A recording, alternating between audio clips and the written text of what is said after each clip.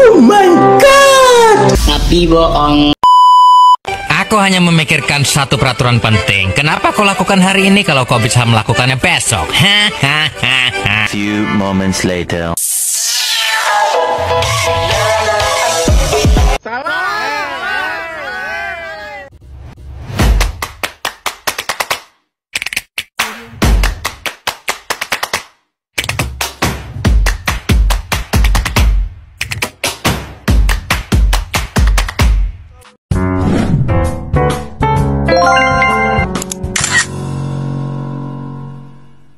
Assalamualaikum warahmatullahi wabarakatuh.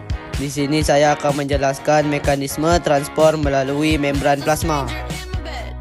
Mekanisme transport pada membran sel adalah proses masuknya molekul melewati membran sel.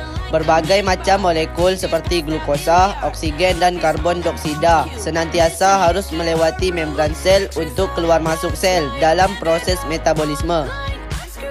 Transport zat melalui membran plasma dapat dibedakan menjadi dua jenis, yaitu sebagai berikut: transport pasif dan transport aktif. Transport pasif dibagi lagi menjadi tiga, yaitu difusi, osmosi, dan difusi terfasilitasi.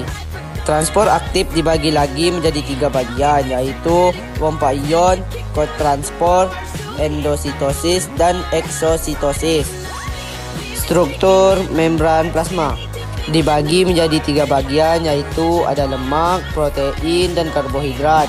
Transport pasif adalah jenis transport membran yang tidak memerlukan energi untuk memindahkan zat melintasi membran sel. Transport pasif terbagi lagi menjadi tiga, yaitu osmosis, difusi terfasilitasi, dan difusi. Osmosis adalah proses perpindahan molekul air atau zat pelarut dari pelarut berkonsentrasi rendah ke dalam bentuk larutan berkonsentrasi tinggi. Contoh osmosis dalam kehidupan sehari-hari, yaitu wortel menjadi lunak akibat kehilangan air karena menguap. Difusi adalah proses yang dihasilkan dari gerakan molekul di mana alirannya berpindah dari daerah berkonsentrasi tinggi ke daerah berkonsentrasi rendah. Contoh difusi dalam kehidupan sehari-hari, yaitu menyeduh teh celup, menyemprotkan parfum atau pengharum ruangan, melarutkan gula ke dalam air, pertukaran oksigen dan karbon dioksida dalam darah, dan asap yang menyebar. Transport aktif adalah pergerakan molekul dari daerah dengan konsentrasi lebih rendah ke daerah konsentrasi lebih tinggi yang memerlukan keberadaan protein, transport membran integral tertentu, dan masukan energi metabolik. Dibagi menjadi tiga, yaitu pompa ion, kotransport, endositosis, dan eksositosis. Pompa ion adalah protein membran yang memompa ion ke dalam dan keluar sel, sehingga menciptakan gradien konsentrasi. Pompa ion yang paling penting atau paling banyak dipelajari adalah pompa natrium kalium. Kotransport merupakan proses transport aktif yang terjadi pada zat tertentu dengan menginisiasi transport dari zat terlarut yang lain.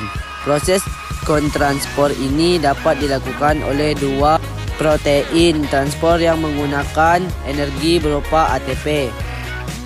Endositosis adalah proses penangkapan zat atau partikel dari luar sel dengan cara menelannya bersama membran sel dan membawanya ke dalam sel.